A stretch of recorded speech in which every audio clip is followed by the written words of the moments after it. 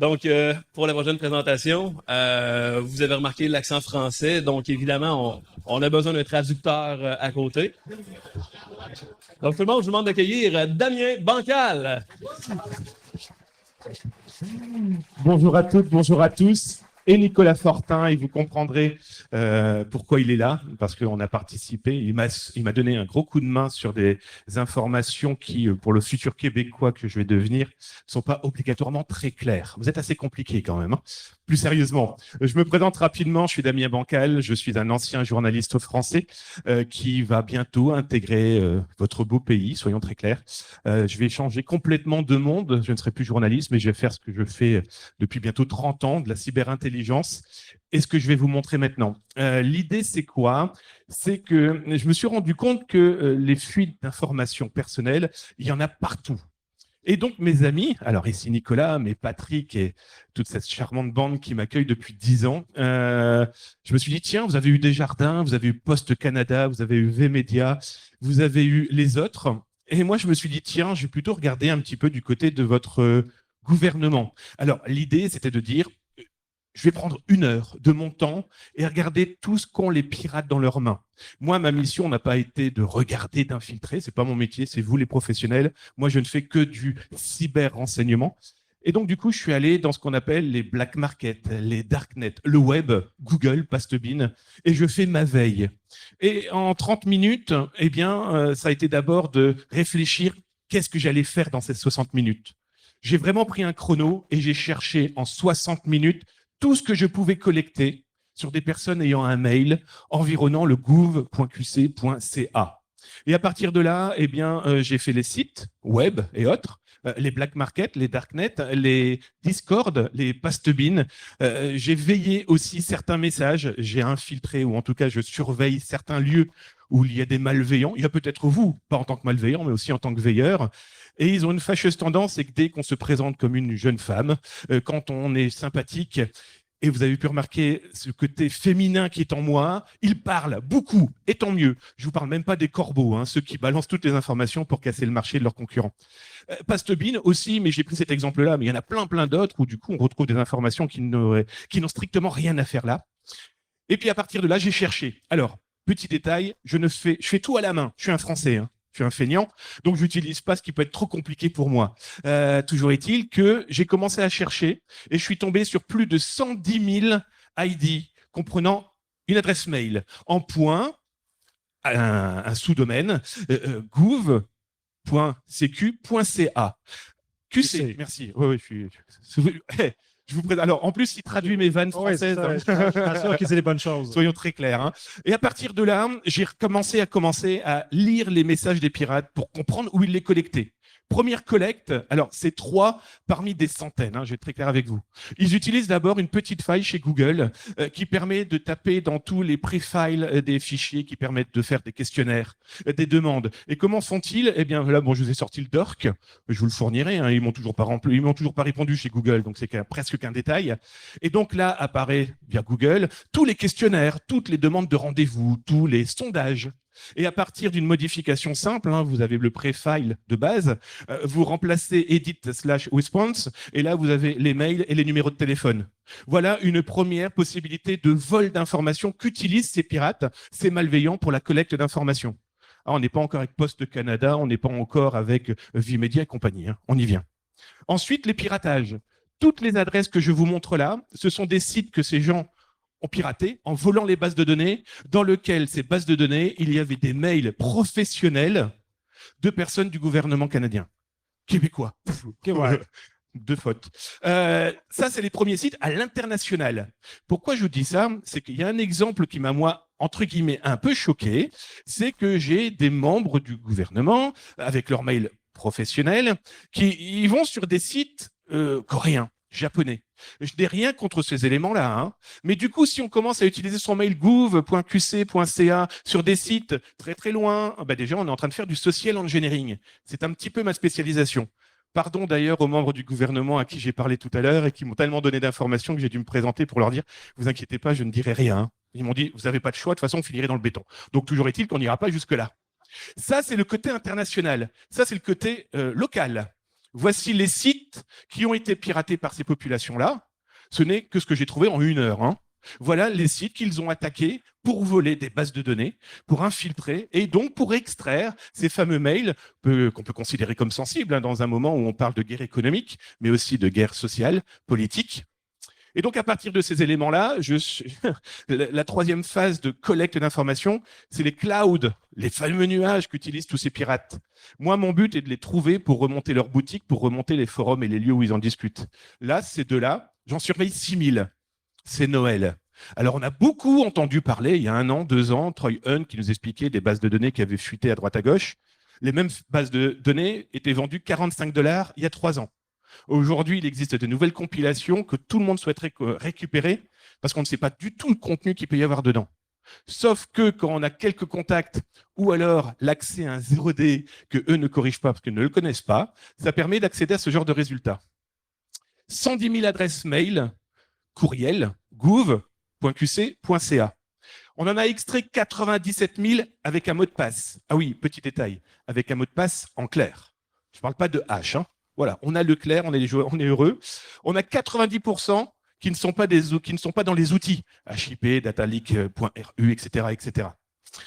J'en ai extrait 1111 au hasard. Voilà, j'ai joué au loto. Pour une fois que je gagne, j'en ai sorti 100 000.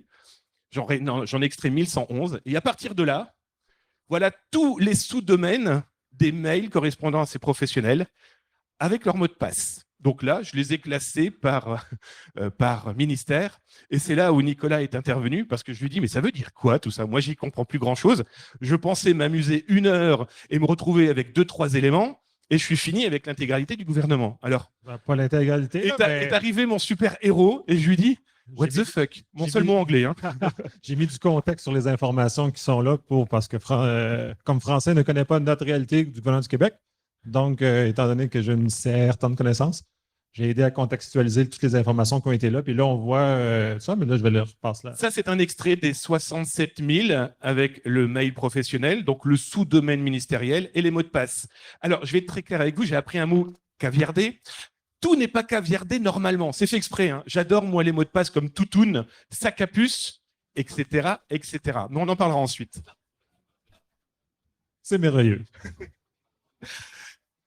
Retenez l'opération chocolat. On vous en parlera tout à l'heure. Nicolas, tu avais encore envie de dire Non, j'ai rien à rajouter sur ça. De toute façon, quand on va retomber sur chocolat, il y aura du plaisir. Alors, vous imaginez, sac à puce et chocolat, sexuellement parlant, c'est... Donc, à partir de ces éléments-là, je me suis dit, mais je suis parti dans quelle direction? Je voulais en parler à des amis et je me retrouve avec un contenu informatif et de manipulation possible, loin d'être négligeable. Donc, du coup, 52% des mots de passe avaient uniquement des lettres. Toutoune, sac à puce. On parlera des prénoms tout à l'heure. 3% avaient enfin un mot de passe avec des chiffres, des lettres, des majuscules et un signe de ponctuation. Super. Par contre, il faut éviter de toujours utiliser le même. 32% des mots de passe avec un prénom. Fabuleux. Pour moi qui fais du social engineering, c'était même pas le prénom du propriétaire des mails. Donc, c'est peut-être le mari, l'épouse, la blonde, ça. Hein. Les enfants. 6 courriels étaient inscrits sur des sites pour adultes. Alors, messieurs, dames, vous avez vu, hein, je suis un fan, après tout, c'est québécois, hein, mais plus sérieusement, utiliser son mail professionnel sur ce genre de lieu, soit vous êtes connu comme un pervers au bureau, c'est votre problème, soit vous ne l'êtes pas connu, et côté manipulation, ça va être une pure merveille. L'attaque de l'homme du milieu peut commencer par ce biais-là. Hein. Le fait de savoir que vous êtes un gros branleur, c'est parfait. Autre élément dans les mots de passe, les dates de naissance. Merveilleux. Ah oui, mais moyen mémotechnique simple de retenir mon mot de passe, je vais mettre ma date de naissance. Prénom, autre, comme je vous l'ai expliqué. Le téléphone, merveilleux aussi. Nom du site, numéro de carte bancaire. Alors là, je remercie ma blonde qui est restée en France. Chérie, si tu me regardes. Plus sérieusement, elle m'a permis de me confirmer les banques. Parce que les chiffres, déjà, m'intriguaient. Je dis, ça, c'est pas un H, hein, c'est pas du tout du MD5 ou je ne sais trop quoi. Et elle m'a confirmé qu'effectivement, certaines personnes utilisent les 16 chiffres de leur carte bancaire comme mot de passe. J'adore. Continuez. Donnez à moi les informations. C'est merveilleux. Ça, c'est pour les policiers. Un Taurus 9 mm, c'est rarement un mot de passe banal. Donc déjà, ça permet éventuellement de cibler, non pas physiquement, mais virtuellement, le métier de cette personne qui utilise ce genre de mot de passe. Opération chocolat. Alors, pourquoi je l'ai appelée Opération Chocolat? C'est que j'ai une dame, pardon mesdames, pourtant vous êtes beaucoup plus intelligentes que nous, messieurs. Je l'ai bien fait? Ok. Pourquoi elle utilise tout le temps le même mot de passe chocolat? Donc, du coup, j'ai cherché et je suis tombé sur une quinzaine de chocolats. Et je me suis rendu compte que cette dame avait 3 mails différents du gouvernement, mais toujours avec le même mot de passe. Donc, du coup, en plus, j'ai pu faire son environnement numérique en me disant que je vais pas lui envoyer un ransomware, mais 3 rangeaux et les mêmes mots de passe partout. Donc, le fameux courriel différent. Donc là, autant dire qu'en une petite heure, je me suis dit, ça commence à faire énormément d'informations pour une attaque, quelle qu'elle soit. Hein. Dites-vous que toutes ces informations-là sont dans les mains de pirates, soit plus ou moins libres, soit dans des espaces qu'on appellera VIP et dont on ne connaît pas encore la mise à disposition. Et je vous dis ça pourquoi? Parce que j'ai galéré à un niveau XXL pour joindre quelqu'un dans ces différents ministères en leur disant moi, je suis un cybercitoyen avant tout, je voudrais vous aider, je n'ai pas de nouvelles, je n'ai aucune possibilité de vous contacter. Et à partir de ces éléments-là, on s'est dit, mais comment ça va s'exploiter? Ça s'exploite malheureusement très, très simplement. Eh bien, la première chose, c'est qu'une fois qu'ils ont la base de données, comme vous utilisez tout le temps le même mot de passe, que vous avez un mail gouvernemental, eh bien, du coup, vous allez vous retrouver dans plein de boutiques. Alors, dans ce milieu-là, il y a ce qu'on appelle le top 500. Le top 500, c'est les 500 plus grands sites de la planète et ils les testent un par un. Et donc, du coup, Madame Chocolat, Madame Chocolat, peut-être qu'elle a un Discord. Son Discord Chocolat vaudra 100 $. Peut-être qu'elle est aussi chez Pizza Hut, carte de fidélité ou autre. Eh bien, du coup, elle coûte 3 $. Mais j'ai toujours son mail professionnel et ses différents mots de passe. Et donc, du coup, elle est vendue comme des petits pains. Pour ceux qui ont lu le Journal de Québec hier, vous avez vu cette histoire de carte. Comment elle s'appelle? La carte Inspire. La carte Inspire, c'est simple. Hein, les personnes se retrouvent dans ce genre de boutique avec une boutique spéciale carte Inspire parce que ces gens-là ont utilisé le même mail et le même mot de passe partout. Et donc, du coup, se retrouvent dans ce genre de boutique ou ce genre de combo. Alors ça, je l'ai montré cette nuit à Nicolas. Oh là. Je lui dis, tiens, comme je ne dors pas. 1 million de Canadiens pour 85 $. C'est du zéro day. Hein. Ça veut dire que c'est pas encore merveilleux, sorti. ça. Alors, je vous cache pas que comme avec le décalage horaire, je ne dors pas la nuit ni le jour, trouver ce genre de boutique. Alors, j'ai regardé cette nuit, il y en avait 796 boutiques qui vendaient ce genre de choses. C'est un peu Et meilleure qualité-prix par ailleurs, comme tu m'as fait remarquer, oui. à 15 $ pour 100 000, 85 pour 1 million. Sachant qu'ici, on est dans l'entonnoir, hein, comme je vous montrais. Il existe des boutiques où je suis capable de mettre votre code postal, voire éventuellement votre prénom. Et du coup, leur intelligence artificielle va permettre de dire que oui, vous êtes bien dans la base de données et je vais vous vendre soit à partir de vos informations d'achat, soit tout simplement accéder à vos mails. Et ça, c'est une pure merveille.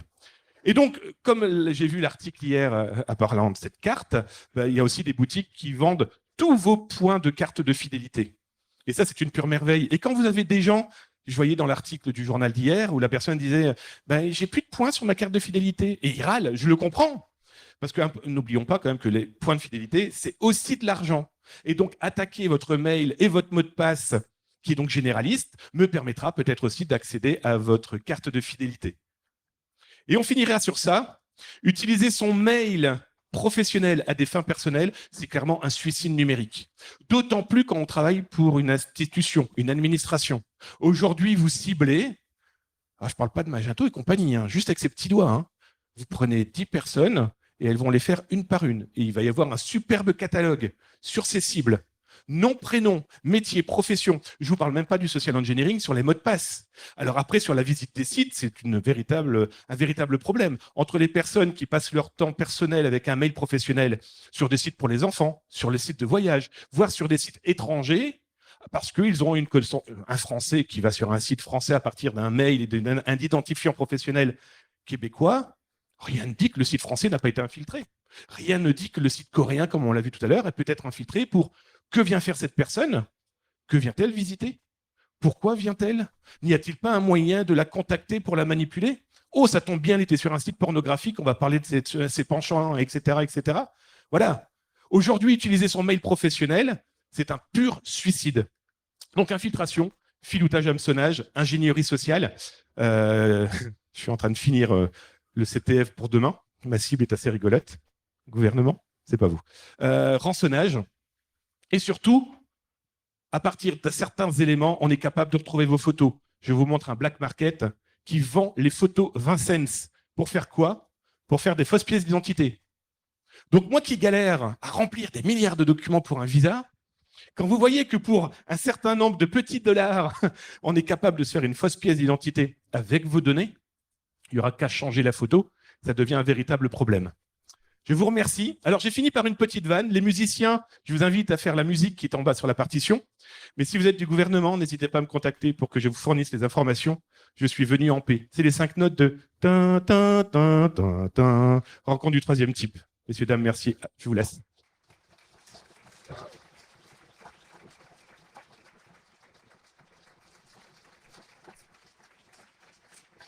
Merci. Bon, comme vous l'aurez compris, il n'était pas question de vous donner certaines pistes, mais par contre, je suis très clair sur le sujet. Si des membres du gouvernement veulent récupérer les informations, c'est notre rôle aussi de cybercitoyens. De protéger le fonctionnaire, non. Le mec est complètement mauvais, méchant. Non, mais protéger l'humain d'abord, donc peut-être sa famille, donc peut-être ses collègues, donc peut-être l'institution. Ces informations seront en tout cas fournies à des gens qui me prouveront leur identité, mais ils pourront les récupérer sans aucun problème. Pourquoi je dis ça ? J'ai contacté un policier très gentil, là, il n'y a vraiment aucun problème, il y a quelques semaines, en lui disant, voilà, j'ai un nombre de failles que je découvre dans des black markets et dans des lieux super VIP, comme des cliniques ou des hôpitaux qui, à tout moment, vont se retrouver avec du rançonnage, malheureusement. Et c'était très compliqué de pouvoir fournir l'information, parce que je découvre tout doucement les zones, les régions, etc. Donc c'est pour ça que si jamais je vous contacte, je fournis suffisamment d'éléments qui vous permettront d'éviter de dire à votre chef, oh, c'est peut-être du phishing. Si vous avez des questions, n'hésitez pas.